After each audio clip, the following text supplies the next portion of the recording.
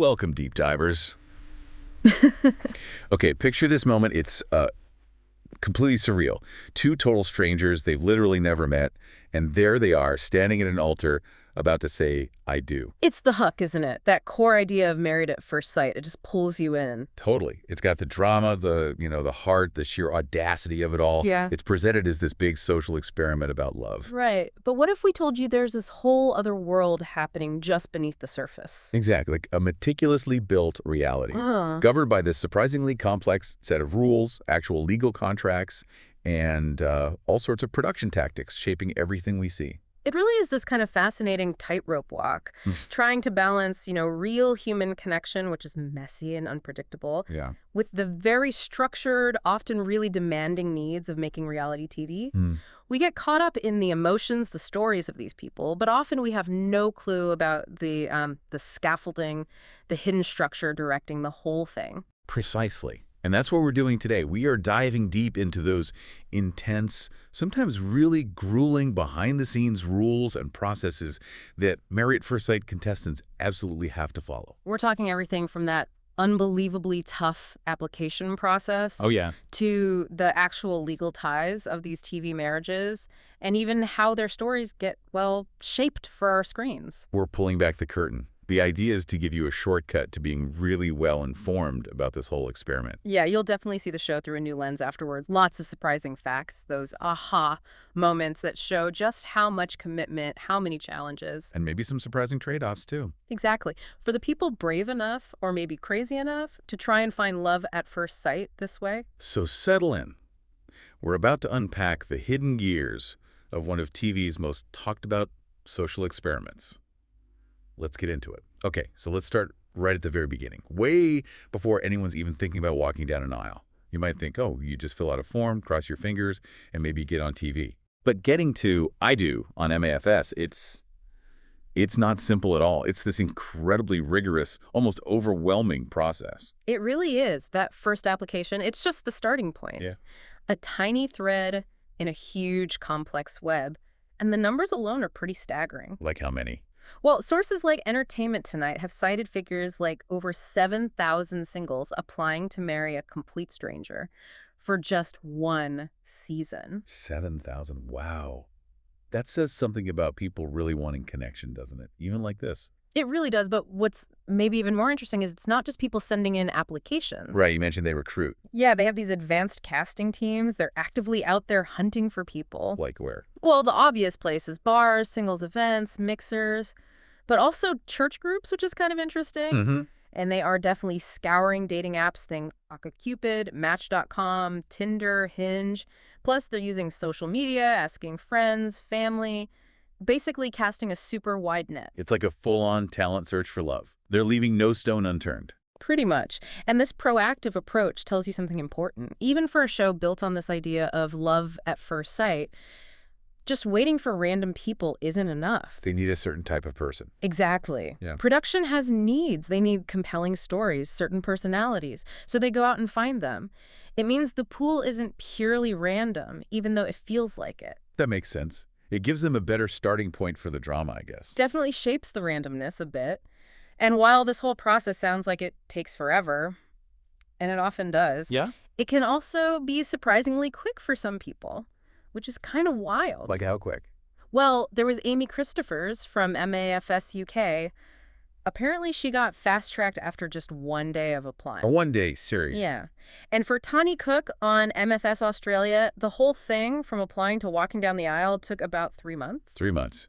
So you could go from, I don't know, swiping right to marrying a stranger in basically a season.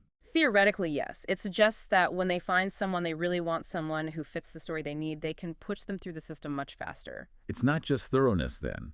It's also about opportunity. Yeah. Casting needs. Yeah, a bit of calculated opportunism mixed in with the supposed science. Okay, so speaking of thorough, let's talk about the paperwork, these questionnaires. This isn't your average dating profile setup, is it? Oh, not even close. Contestants consistently call it intense, lengthy, even incredibly grueling. Grueling paperwork. Think about it. Multiple, really deep questionnaires. The U.S. version apparently has this one open-ended psychological questionnaire with around 250 questions. 250. Yep. And sources say it can take upwards of 12 hours to fill out properly. 12 hours, just on one questionnaire. Wow, I read Tani Cook did hers on a Friday night. Some Friday night. Imagine the brain power. And these questions get incredibly personal. Okay, so there's a future partner section. They don't just want, like, nice and funny. They want specifics.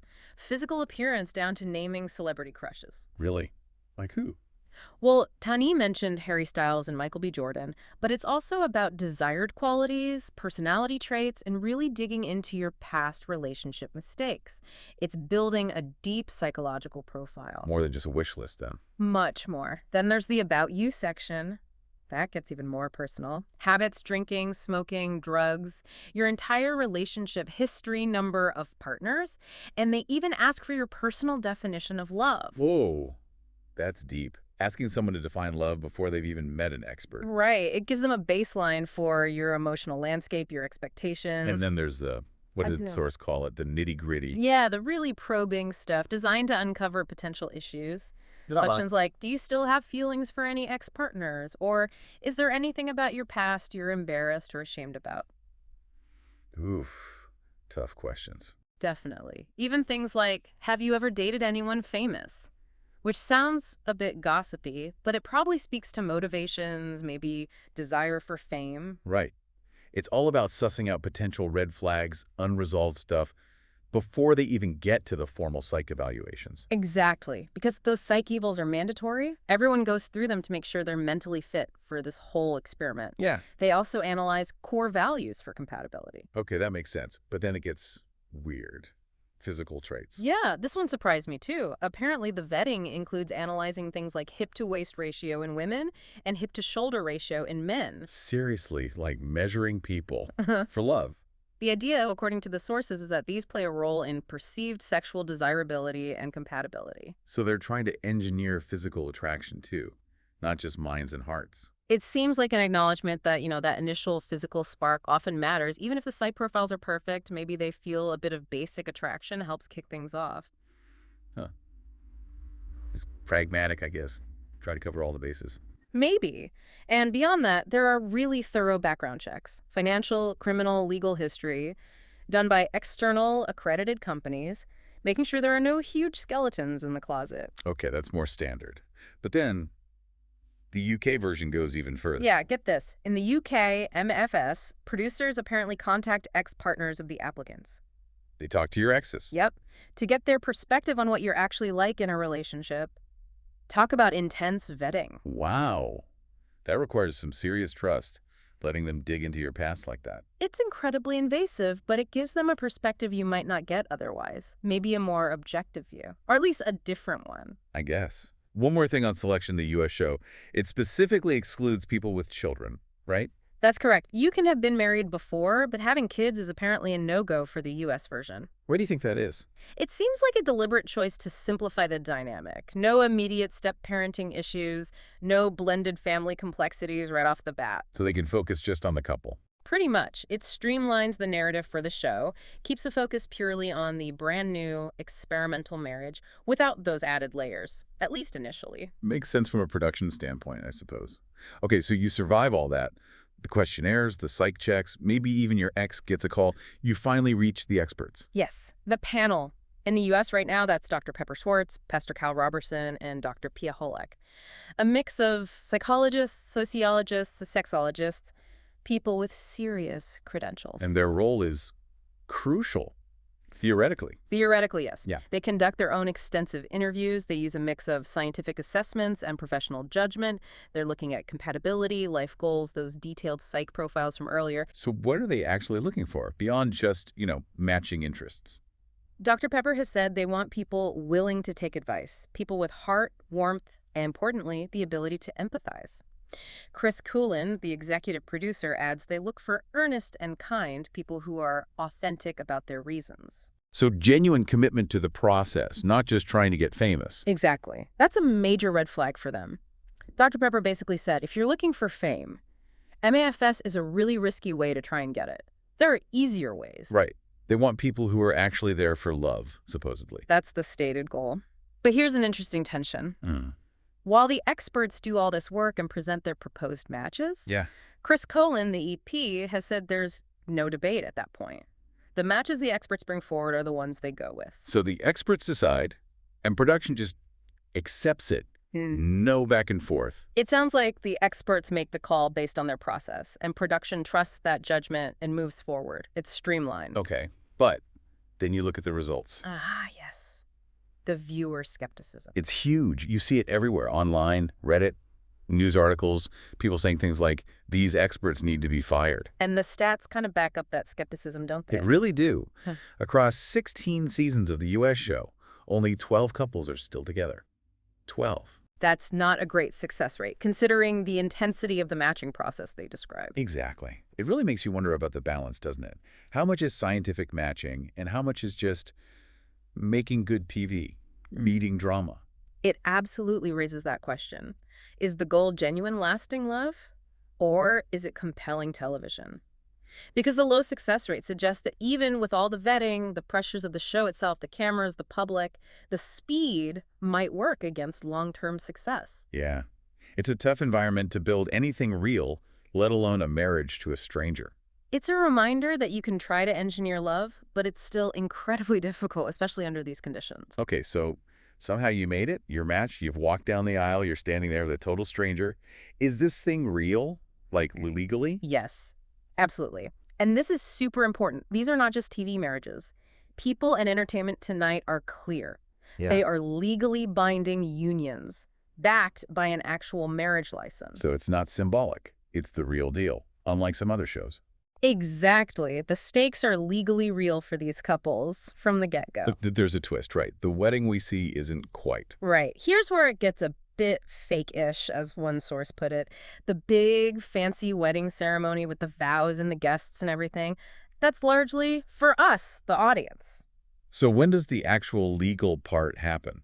Usually later, often at a courthouse, maybe the following Monday. That's when they sign the official marriage license that makes it legally binding. Huh. Why the delay? It's actually a really clever production trick. It's all about spoilers. Spoilers? How? Think about it. If they sign the license right there at the ceremony, they'd see their partner's full name. And then they could immediately whip out their phone, start searching LinkedIn, Instagram, TikTok, Facebook. Wow. Find out everything about this stranger they just married. Right. It would totally kill the marrying a stranger vibe. Yeah. Ruin the surprise. Exactly. So the delay is crucial to keeping that central mystery intact. That's actually genius. And they do other things to keep that initial shock pure, right? Like sequestering them. Yes. Apparently, the first few couples who get married are kept sequestered individually, not together as a couple, while they wait for the last couple to get hitched. Why? To make sure the cameras capture all those raw initial, oh my God, what did I just do, reactions completely unfiltered, before they can talk to each other or anyone else about it. Wow. So they really manage those first moments, maximize the drama. It's about controlling the environment to capture specific emotional beats, placing them in this little vacuum to amplify their individual shock and uncertainty for the viewers. Okay, so it's legally real, but the timing is managed. What about other legal stuff?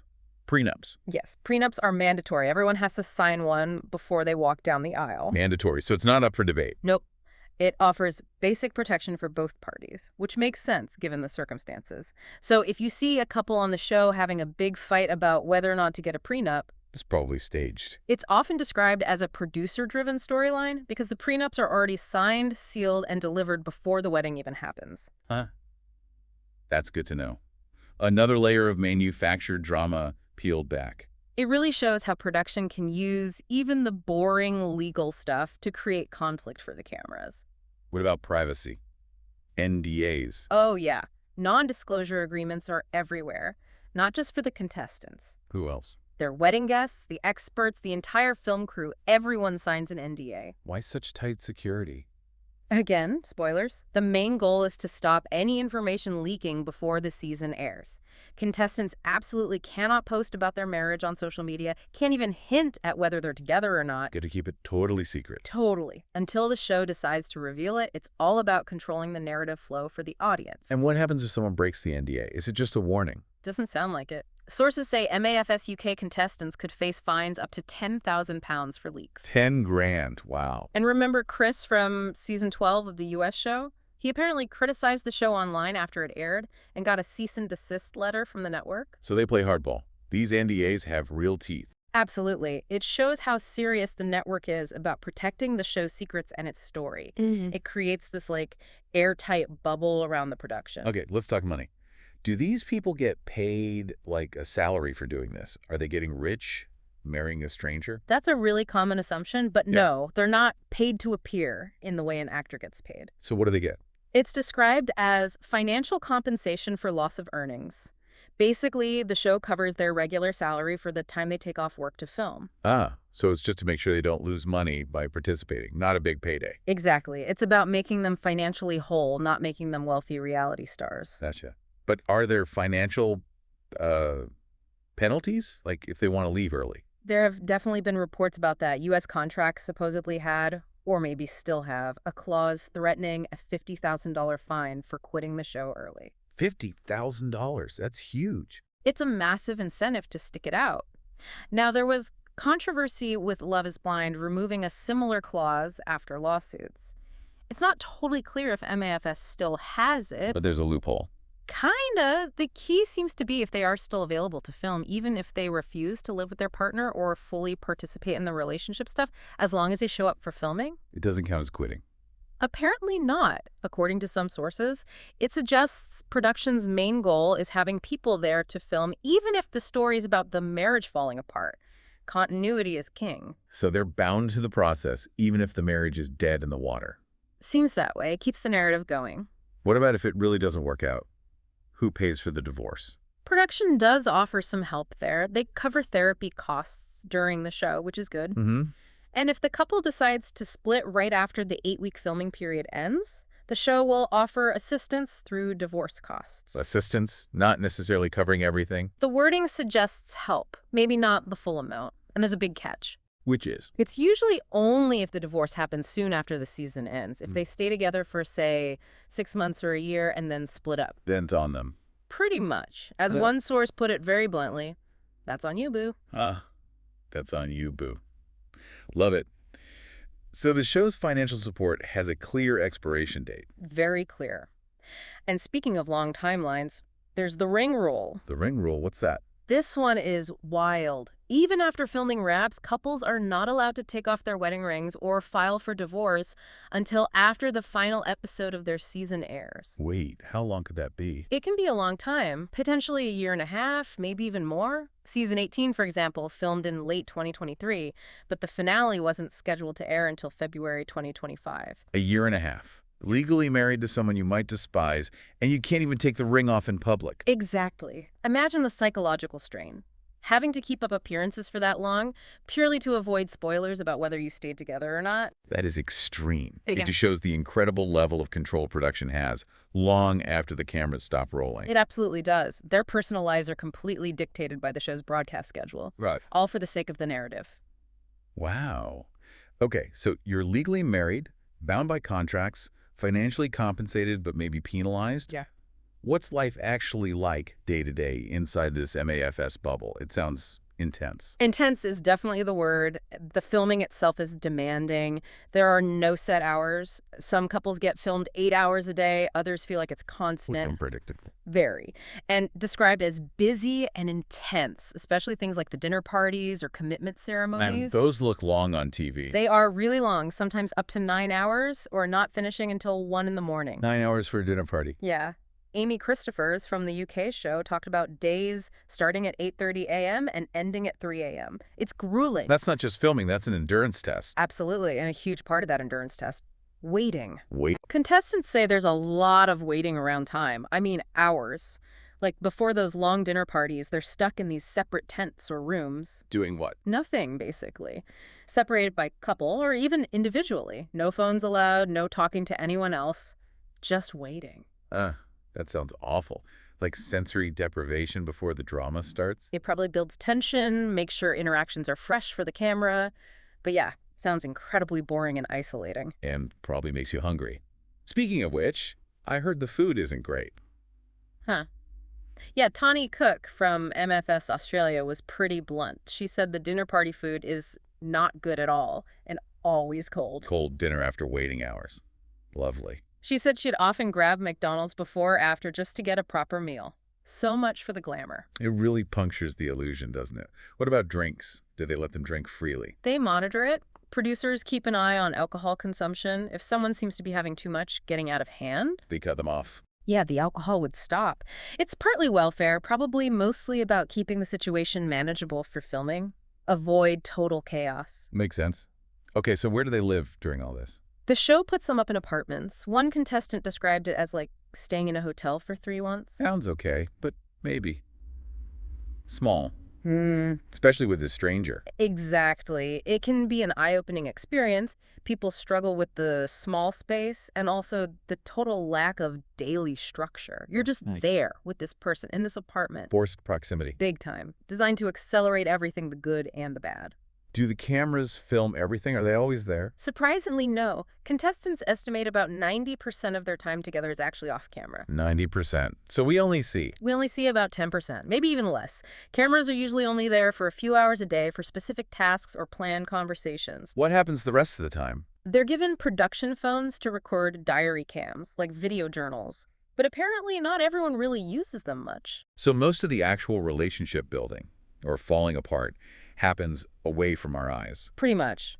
What we see is a highly curated slice, which really makes you question the reality part, doesn't it? It's a narrative constructed from selected moments. Definitely. But even that off-camera time isn't exactly free time, is it? Not at all. They have very little freedom. While living in those apartments, they weren't allowed to go anywhere without permission. Like, literally couldn't leave the building. If they wanted to just go for a walk, they had to call producers and ask for a chaperone. A chaperone. Like a field trip. Sounds like it. And definitely not allowed to go and have a drink in any of the bars nearby or anything like that. It's a total lockdown. Wow. It's a real bubble. Completely isolated. It reinforces the controlled experiment vibe. Minimize outside influence, maximize focus on the relationship and the show's dynamics. It's a pressure cooker by design. And that control extends to phones and social media too, right? Absolutely. Personal phones are confiscated before the wedding. Gone. And they get production phones instead. Yep. Partly to stop them contacting the outside world easily, partly to stop spoilers leaking out. And their social media. Usually set to private or totally scrubbed clean. And a key rule, which sounds almost impossible today, is they're not allowed to follow one another on social media while the show is airing. Huh. Good luck enforcing that one. Apparently, it's the main rule that always gets broken. It just shows that tension between production control and, normal human behavior in 2024. Totally. What about hanging out with the other couples? Can they do that off camera? Strictly forbidden. You are not allowed to hang out with any of the other brides and grooms off camera except your partner. Why so strict on that? Production is reportedly super strict because things happening off camera can mess up the storylines they're trying to build. If secret alliances or fights happen that aren't filmed, It ruins the narrative they want to show us. exactly. They need to control who interacts with whom and when to keep the story coherent for TV. Do they actually enforce these rules? Like, what happens if someone breaks curfew or hangs out secretly? Oh, they enforce them. Contestants talk about consequences like a curfew enforced, everyone back in their rooms by 9 p.m. Like kids. Yeah, or producers literally banging and banging on doors to get people back to their own rooms, creating a real boarding school atmosphere, as one contestant put it. Wow. It's not just suggestions, it's active management. Active and pretty strict. And it extends to public appearances, too.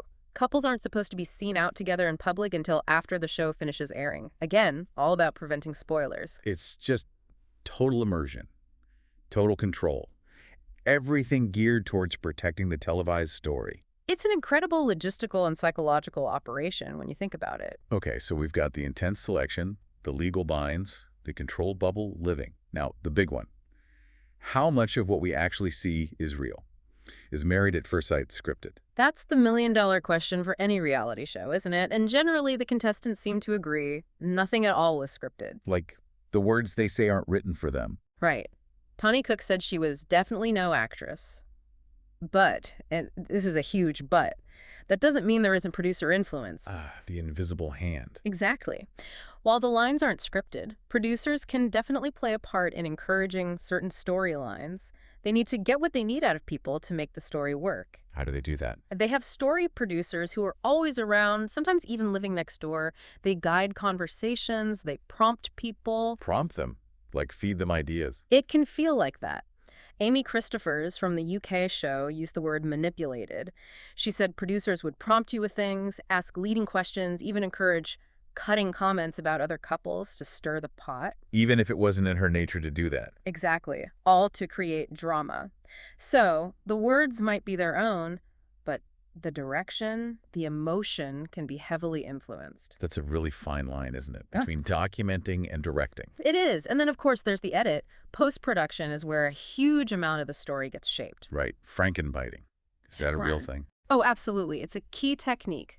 Editing different bits of audio together to form a sentence. So they can make someone say something they never actually said in that way. Precisely. It might sound clunky if you listen closely, but it allows them to create reactions or statements that fit the narrative they want, even if it didn't happen like that. That's kind of terrifying from a contestant's perspective, your words being rearranged. Definitely. And contestants stress that it's what is not shown that is the key thing.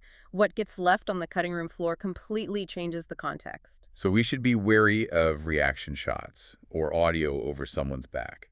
Very wary. Those are often edited to play to a storyline.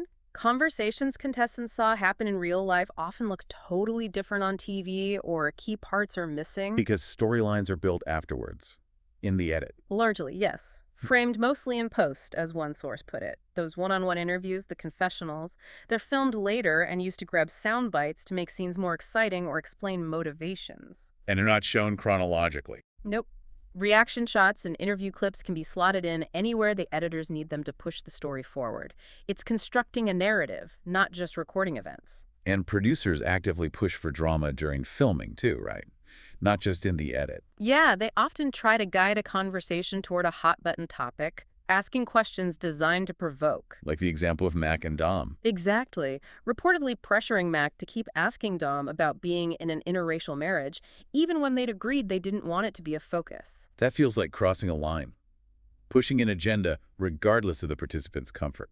It demonstrates how the need for a specific type of drama can sometimes override the contestants' own wishes or boundaries.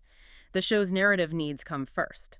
So what about the experts in all this? We see them giving advice, seeming involved. Are they really?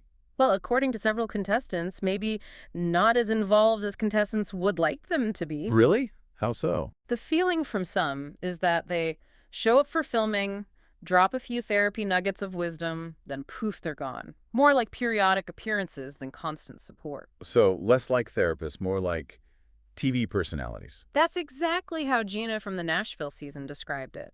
She felt they were TV personalities who were just there to tape a show, not deeply invested in the outcome of her marriage. Ouch, that's a pretty critical take. It suggests a potential disconnect between the role they portray on screen and the level of continuous support participants feel they receive. Now, production does pay for therapy during the show. And after, right? And they offer resources after filming ends, too.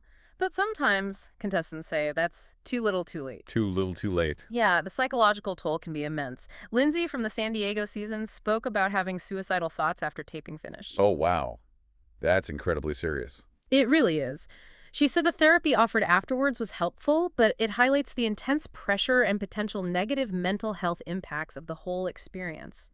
These are real people going through something incredibly stressful. Absolutely. A crucial reminder. Ah.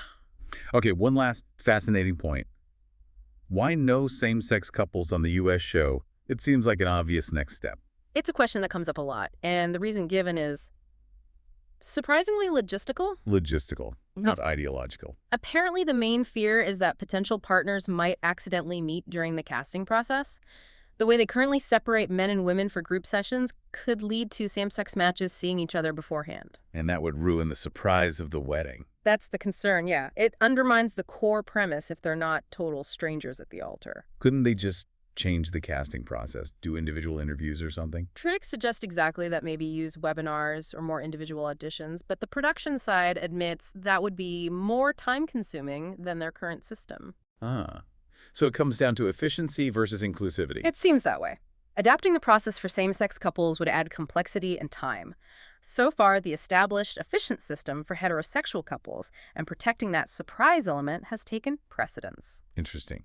It reveals a choice being made where operational ease outweighs adapting the format. It definitely raises questions about priorities when faced with making the experiment more representative. Yeah, definitely food for thought. Yeah. And maybe a good place to wrap up our dive. Wow. Okay, we have really gone deep today, pulling back the curtain on Married at First Sight. It's way more complex, more controlled, more constructed than it looks on TV. Absolutely. From that incredibly intense vetting process, digging into every corner of their lives, Mm-hmm. through the legally binding contracts, the strict rules about phones and socializing, right up to how editing and producers actively shape the story we end up seeing. It's this really strange mix, isn't it? Like part science experiment, part legal agreement, part reality TV show, a very complex blend. But somehow, despite all that structure and, let's be honest, manipulation, that core human thing still comes through. The desire for love, Yeah. for connection. Yeah, that universal quest seems to be why, even knowing some of this, it's still so compelling to watch these people go through it all. Their journeys, however manufactured the setting, feel emotionally real. The hope, the vulnerability, the crashes. It resonates because it taps into something fundamental, even in this bizarre context. Precisely. The raw human element somehow survives the process, and that's likely why the show keeps drawing people in. So, thinking about all this, the Right. control, the production influence, the legal ties, the psychological weight, what does it actually mean to find love at first sight under these specific, highly managed conditions? Is it even possible? That's the big question, isn't it? And maybe the final thought for you to chew on is this. If real connection can sometimes spark in this incredibly artificial environment, what does this whole experiment really tell us about modern relationships? About how we perceive love and the lengths people will go to find it, especially with cameras rolling? Does the potential for a televised happy ending justify the intense process? Or does it make us question the difference between authentic connection and a well-produced narrative? It definitely makes you think about whether the greatest love story on the show is the one being told to us rather than the one actually being lived by the participants. Something deep to ponder next time you're watching Deep Divers. Thanks for joining us for this look behind the scenes. See you next time on The Deep Dive.